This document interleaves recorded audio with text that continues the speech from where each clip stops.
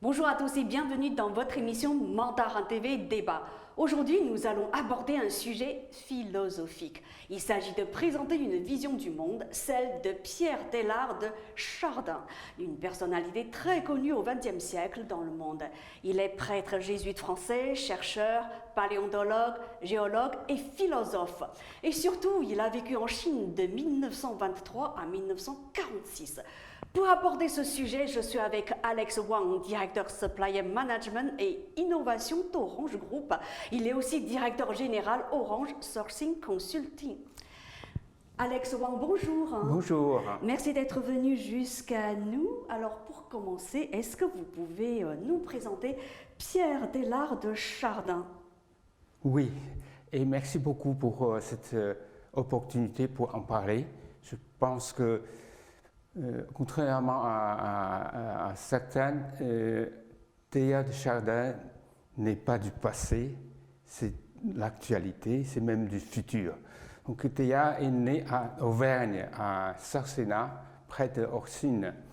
Il est né en quelle année? Il est né le 1er mai 1881. Il est parti le 10 avril 1955, l'année où je suis né. Je ne sais pas si c'est une coïncidence. C'est peut-être une coïncidence. Le fait, c'est que je m'intéresse beaucoup, passionnément à ce qu'il a fait et aussi à sa pensée. Ouais. Qu'est-ce qu'il a fait d'abord?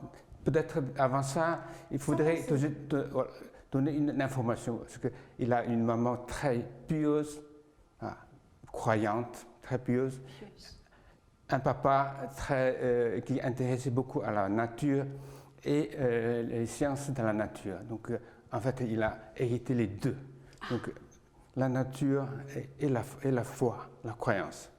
Il a fait la synthèse des deux. En lui-même, c'est l'œuvre de toute sa vie et la vision du monde est basée, sa vision du monde est basée sur cette synthèse. Voilà. Ça date de son enfance, de sa naissance. Tout à fait. Hein. Il a dit que la croyance, je l'ai eue avec du lait de ma maman. Voilà. Donc c'est très profond. Alors, qu'est-ce qu'il a fait? Vous l'avez dit, il est géologue, paléontologue, en même temps jésuite, donc les deux côtés. Qu'est-ce qu'il a fait? Il a fait beaucoup de recherches, explorations à travers le monde, vraiment à travers le monde en tant que géologue et paléontologue, et aussi beaucoup de temps passé en Chine. Il est d'ailleurs l'un des fondateurs de la Société de géologie chinoise. Voilà.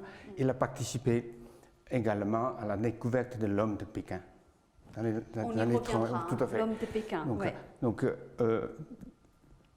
très actif dans les recherches, dans l'exploitation géologique et paléontologue. En même temps, il passe beaucoup de temps après les heures de travail à réfléchir, on pourrait dire, sur les thèmes philosophiques ou théologiques.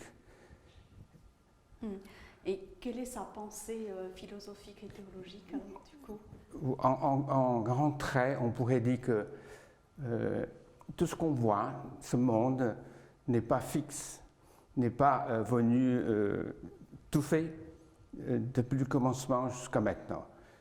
Le monde est le produit d'une évolution par étapes. Pour commencer, c'est la cosmogenèse, c'est-à-dire tout vient cosmos. Et puis les étoiles, les planètes, et aussi les fabrications des éléments lourds au sein de la planète, etc. Et deuxième étape, c'est biogenèse, c'est-à-dire l'arrivée de la vie simple, donc unicellulaire, vers multicellulaire, vers des formes beaucoup plus complexes, donc des végétaux, des champignons, les animaux, et également plus en amont les vertébrés, mammifères et primates et l'homme. Voilà. Donc ça c'est une étape. Et en arrivant à l'homme, on peut dire que l'évolution atteint un stade de complexité jamais atteint. Donc l'homme représente quelque part l'axe principale et flèche de l'évolution. Mais ce n'est pas fini. C'est pas fini. En tant qu'individu, l'homme n'est pas le terme de l'évolution. L'évolution continue. Continue, c'est-à-dire l'évolution entre avec l'homme, avec l'arrivée de la pensée, dans une nouvelle étape. Comme on dit, comme on a vu, donc, depuis le commencement jusqu'à maintenant, on a vu deux phénomènes. Le premier phénomène, c'est que la vie devient de plus en plus complexe. Et en même temps, la vie devient de plus en plus consciente. Qu'est-ce que ça veut dire tout ça? La vie devient complexe, c'est-à-dire, voilà. La vie devient de plus en plus consciente. Consciente, c'est-à-dire consciente de l'environnement d'abord, et avec l'homme, on est devenu conscient de soi-même. On atteint la pensée réflexive, c'est-à-dire on peut prendre l'homme lui-même comme objet de la pensée. Donc c'est la pensée réflexive. Voilà. Et l'homme présente ce niveau jamais atteint. Et vous, est-ce que vous partagez cette analyse? Tout à fait, je partage, je trouve beaucoup de résonance, parce que ça correspond à ce qu'on a vu à travers les sciences, notamment sciences de la paléontologie, et puis biologie, et y compris la physique aussi. Donc l'évolution, ce n'est pas une hypothèse, c'est un fait avéré, confirmé. Il aurait pu s'entendre avec Darwin. Oui, tout à fait. Il a beaucoup lu Darwin. Quand il était étudiant à Hastings en Angleterre, il a beaucoup lu Darwin. Mais ce qui est différent par rapport à Darwin, c'est que pour Darwin, l'évolution, il n'y a pas de direction. Ça part dans tous les sens. C'est la vie qui part dans tous les sens. Alors avec Théa, il y a une direction. L'évolution est dirigée vers quelque chose. On l'a vu tout à l'heure, c'est plus complexe, plus consciente. Donc ça donne une direction. C'est la direction que prend la vie. C'est la direction qui est en perpétuelle évolution. Tout à fait. Et voilà. Avec ou sans homme ou toujours avec l'homme? Pour l'instant avec l'homme, parce que l'homme représente le stade supérieur jusqu'ici de l'évolution. Mais ce n'est pas fini, donc ça continue, parce que cette loi-là, c'est-à-dire plus complexe, plus conscient, continue à fonctionner. Donc, ça va vers plus de complexité, plus de conscience. Donc l'homme est en train d'entrer dans une nouvelle étape de l'évolution. Ça veut dire on va essayer de fonctionner comme une unité globale, un ensemble global, capable de réflexion globale, et tout en gardant les spécificités des individus. Il ne s'agit pas d'avoir un ensemble mécanique en supprimant les spécificités des individus. Donc on garde les individus et on cherche à atteindre la globalité. Cette pensée-là, elle reste encore d'actualité, bien sûr. Tout à fait. Avec la mondialisation qui est en marche, on voit que... on constate que l'évolution est en marche. Donc mondialisation, vous avez mentionné mondialisation, donc financière, économique et technologique avec l'Internet. D'ailleurs, Théa a mentionné il y a 70 ans cette idée-là, en disant nous allons voir un système nerveux, social, qui couvrira toute la Terre. C'est l'Internet, il n'a pas utilisé ce mot-là. Donc on constate que la globalisation, tout à fait. Et c'est pour ça que les Américains disent que c'est le prophète de l'Internet, d'ailleurs. Le prophète de l'Internet. Voilà. Donc on continue, on entre dans une nouvelle étape. Là, les challenges qu'on rencontre sont des challenges complètement globaux.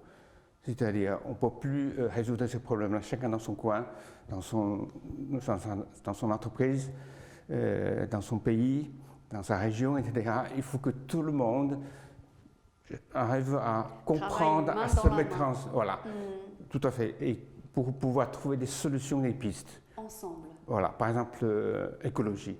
Si on ne se met pas ensemble, comme on a commencé à essayer de faire en 2015 avec COP21, c'était la bonne direction. Il faut aller tous ensemble. Ouais, il faut que les pays s'unissent, bien Voilà, sûr. pour lutter contre l'égoïsme qui va dans le sens inverse. En fait, cette vision mondialiste du monde, elle me rappelle, on va dire, un concept du président chinois Xi Jinping, qui est la communauté de destin pour l'humanité. Tout à fait, Théa, là, je dis le siècle dernier, en fait, hein. Il y a 70 ans au moins, communauté de destin telle qu'elle est, là, qui est dans ses livres. Il l'a écrit Ah oui, tel quel. voilà, communauté de destin. Nous sommes une communauté de destin. Ça veut dire deux choses, comme je l'ai déjà mentionné, c'est qu'on est, on est ensemble, on est une unité. On est une unité et en même temps, il ne faut pas l'oublier, c'est très, très important, on reste des individus, chaque individu garde ses spécificités, il faut les deux. Sinon, on est dans une espèce de termilière, une machine mécanique, ça ne peut pas aller. Et puis si on est trop, pense trop à notre petit moi, et ça ne peut pas non plus. Donc il faut les deux. Donc l'unité réfléchit en tant qu'une unité en assumant la responsabilité et l'autre côté donne la liberté à tout un chacun de garder ses spécificités. C'est comme une sorte d'orchestre. On a besoin de beaucoup d'instruments. Chaque instrument est unique, irremplaçable. Donc on a besoin de tout le monde. En même temps, c'est pas des instruments identiques. On a besoin d'instruments très différents pour produire une belle mélodie. C'est une vision aussi très idéaliste du monde. C'est très, comment dire, c'est très optimiste, je dirais. Optimiste oui. Et qui nous pousse, me pousse à agir, parce que le futur, donc cette nouvelle humanité, cette nouvelle étape, c'est nous qui allons le construire à tout un chacun. Nous. Donc nous sommes scénaristes. Nous sommes metteurs en scène et nous sommes acteurs en même temps. Les trois à la fois. Donc c'est une philosophie d'action, c'est une philosophie d'optimisme et c'est pour cela que on peut dire que cette pensée n'est pas du passé, mais d'actualité, même du futur. Parce que nous allons construire tous ensemble notre propre futur. Comment l'avez-vous découvert? Je suis venu en France pour faire une thèse de philosophie. Wow. Je l'ai fait sur Freud, faute de mieux. Et après, quelqu'un m'a parlé de Théa, donc je me suis jeté là-dessus. Et j'ai eu une espèce de choc au sens noble du terme. Une espèce de choc, waouh, voilà, c'est quelqu'un qui pense comme moi. On a eu les résonances, les très fortes résonances. J'ai reçu un choc électrique. C'est pas pour rien que vous êtes né en 1953, allé de son décès, n'est-ce pas? Peut-être. Oui. Oui, donc, et après, je me suis jeté là-dessus. J'ai plus jamais. Voilà. Et c'est pour ça que chaque samedi, chaque vendredi après-midi, je prends une demi-journée de congé annuel pour aller à la Fondation Théâtre Chardin pour lire tout ce que je peux trouver, les livres, les manuscrits, les photos, etc.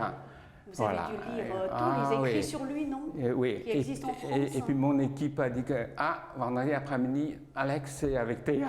On sait vous trouver, le vendredi après-midi. Voilà. Alors aujourd'hui, vous êtes venu avec 3 livres. Tout à fait. Alors pourquoi ces 3-là? Vous pouvez nous les présenter brièvement? Oui, le premier livre, c'est le phénomène humain. C'est le livre le plus important de Théa. Il a écrit à Pékin entre 1938 à 1941. Il a écrit à Pékin pendant l'occupation japonaise. Voilà, il ne pouvait plus sortir pour faire l'exploration. Il a écrit ce livre-là. Et ce qui résume bien, explique bien la vision du monde que je viens d'écrire très brièvement. Voilà.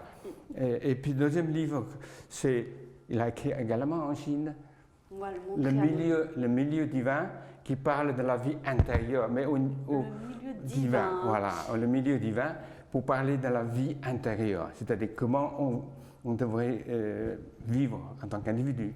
Voilà. Est-ce que le mot divin est à prendre au sens Authentique du terme. religieux du terme? Authentique du terme, oui. Authentique. Et pourtant, il a écrit en Chine ce livre. Oui, il a écrit en la Chine. Chine, c'est un pays religieux. Non, parce que on peut utiliser le mot pour Dieu pour décrire ça. On peut aussi utiliser d'autres termes également.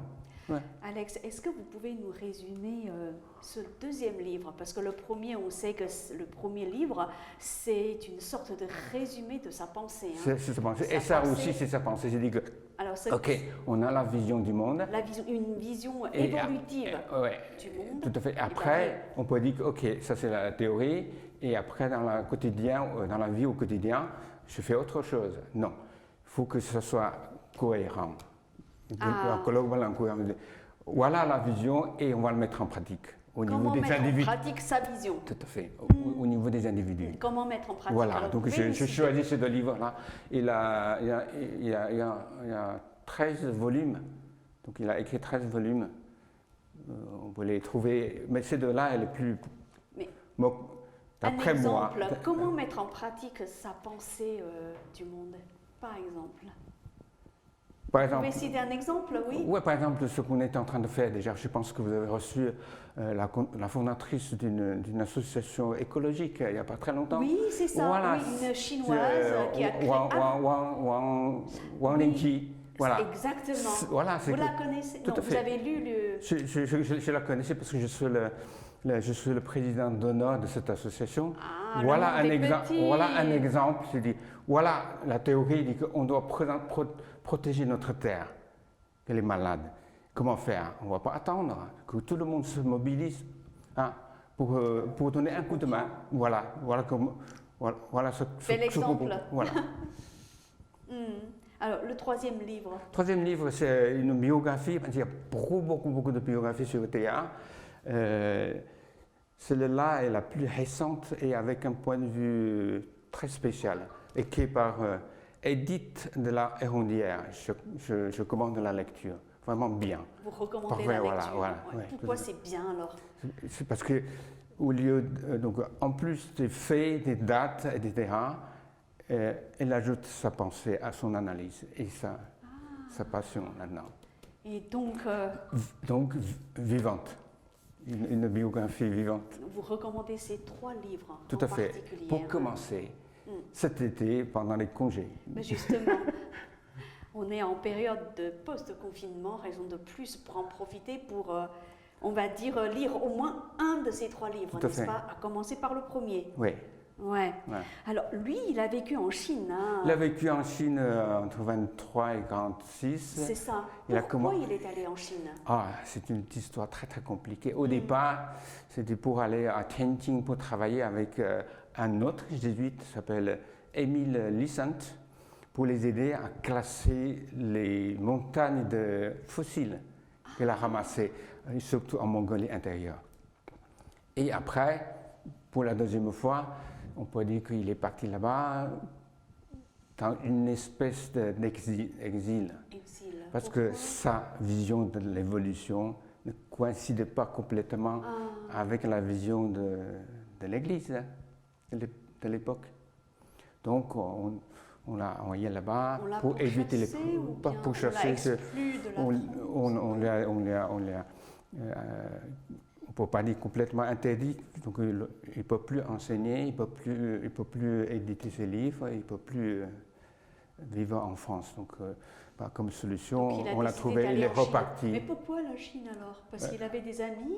Il y a des amis internationaux, il y a des amis internationaux, les Suédois, les Américains, les Canadiens, et c'était quelque part aussi peut-être une chance, parce qu'il faisait partie de l'équipe qui a découvert l'homme de Pékin. L'homme de Pékin. Oui. Vous me rappelez quelque chose de très important. Je crois savoir que d'ici un an ou deux télévisions françaises et chinoises vont coproduire un documentaire sur l'homme de Pékin, n'est-ce pas? Je suis dans l'équipe qui vous faites partie de offre L'équipe de production? De loin, non. Je suis derrière, je donne un coup de main. Des conseillers. Je donne un coup de main.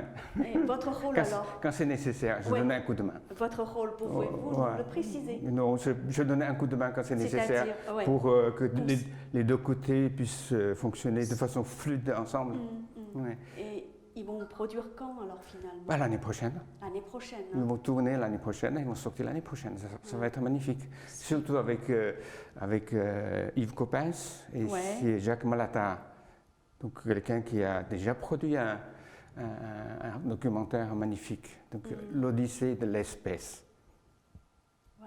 Voilà. Donc ça va être magnifique. Ça va Oui. être magnifique. Ça promet d'être riche tout et à fait. surtout très beau. Hein. Oui, tout à fait. Alors, vous êtes directeur supplier management et innovation d'Orange Group, bien sûr, je précise. Vous êtes aussi directeur général Orange Sourcing Consulting. Mais quel rapport entre votre travail de management, votre travail de manager et votre passion pour cet homme? Est-ce qu'il y a un lien ou pas? Complètement, il y a un lien. Donc, je peux dire, je peux mentionner 2 points. Premièrement, manager, c'est déjà mettre en pratique ce que j'ai compris dans cette vision du monde.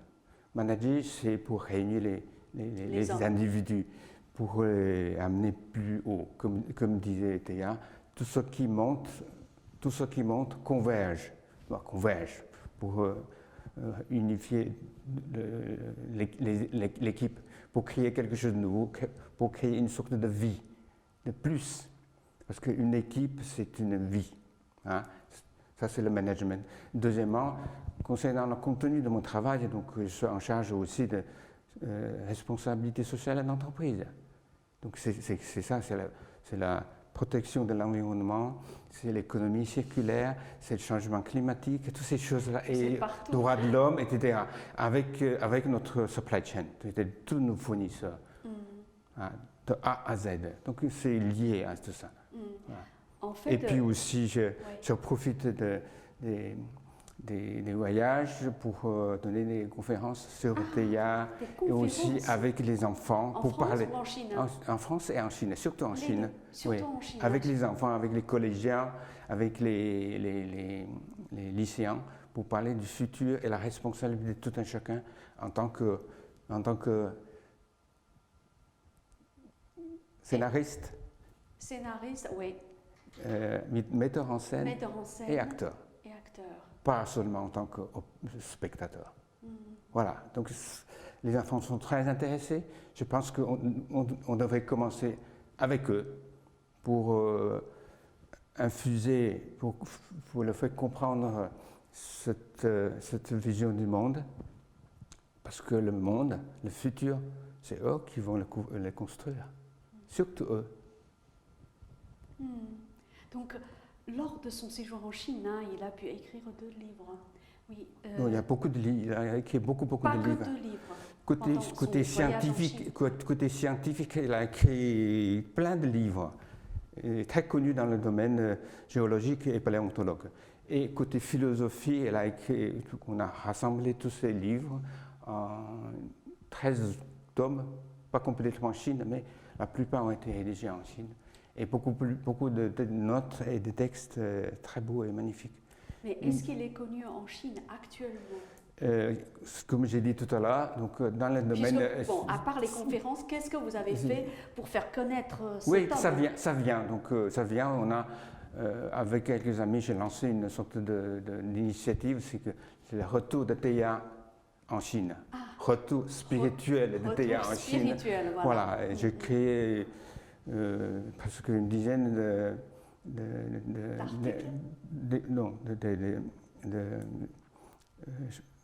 l'équipe, donc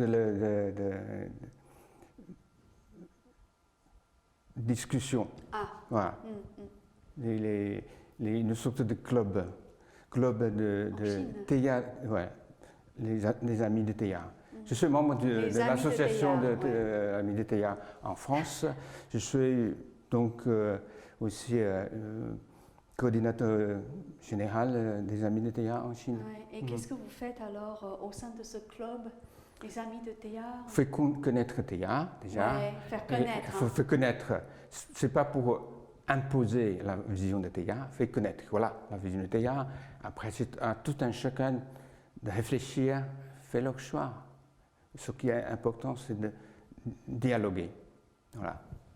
Et puis aussi, chaque année, j'organise, depuis 2014, j'organise un colloque en Chine sur Théa, chaque année. Donc ça, on a fait le 6e l'année dernière, on va continuer. Ouais. Est-ce que les Chinois se sentent proches de Tout à fait, tout à fait. Pendant mes conférences, je trouve des auditeurs de tous âges dans l'audience. Les personnes âgées, les retraités, les enfants, donc les collégiens, les lycéens et aussi les étudiants universitaires. Il y a une sorte de...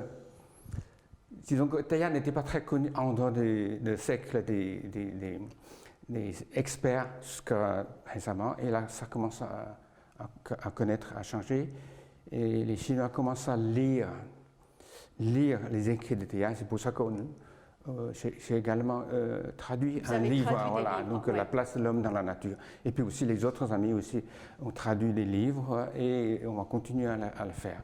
Parce que c'est une bonne chose qui peut aider la compréhension et entente entre la Chine et la France, entre le peuple français et le peuple chinois, et au-delà aussi avec le monde, avec tous les peuples du monde. D'ailleurs, dans la hall d'entrée de l'UNESCO à New York, sur le mur, il y a une citation de Théa. Vous le savez? Non, laquelle? Je cite la citation, donc, il dit que l'ère de nation est révolue, construisons la terre. Voilà. L'ère de la nation est révolue, construisons la terre ensemble. C'est une vision, c'était une vision très Voilà, futuriste, c'était une autre façon de dire la communauté de destin. Communauté de destin pour l'humanité. Ouais. Ben, s'il vivait encore aujourd'hui, j'imagine que vous l'auriez rencontré, n'est-ce pas? Sans aucun doute.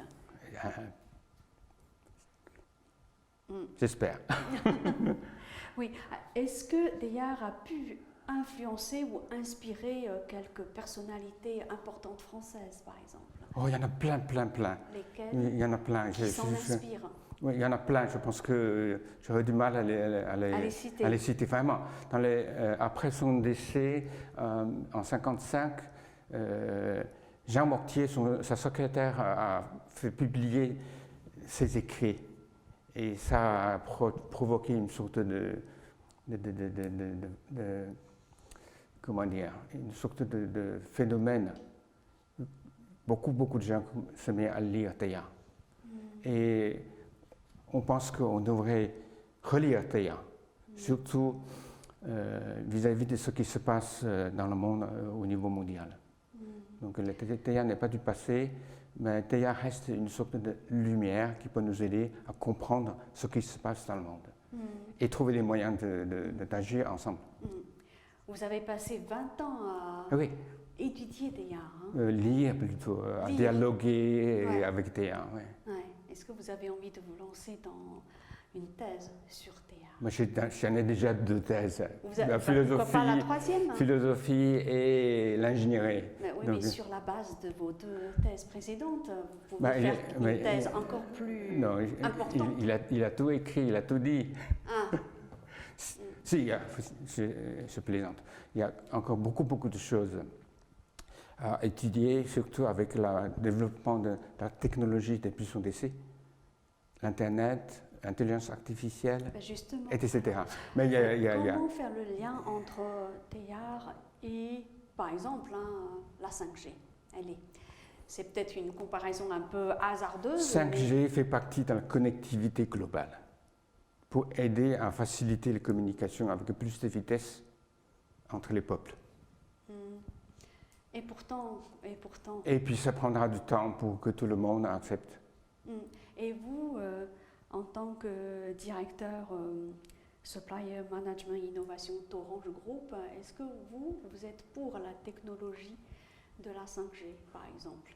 On est pour tout progrès technique, tout progrès scientifique.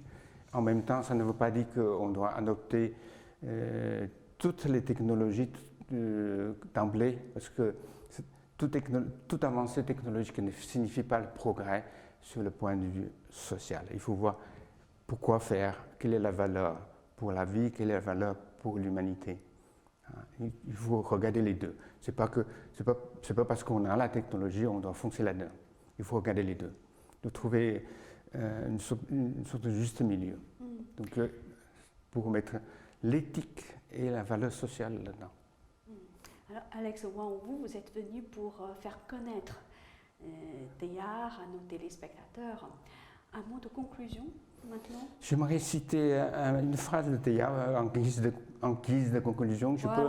Voilà. Bien sûr. C'est dans son livre Phénomène humain, il ne faut pas oublier. Allons-y. L'homme, non pas centre statique du monde, comme il s'est cru longtemps, mais axe et flèche de l'évolution, ce qui est bien plus beau. Merci beaucoup. Merci. À bientôt. À bientôt.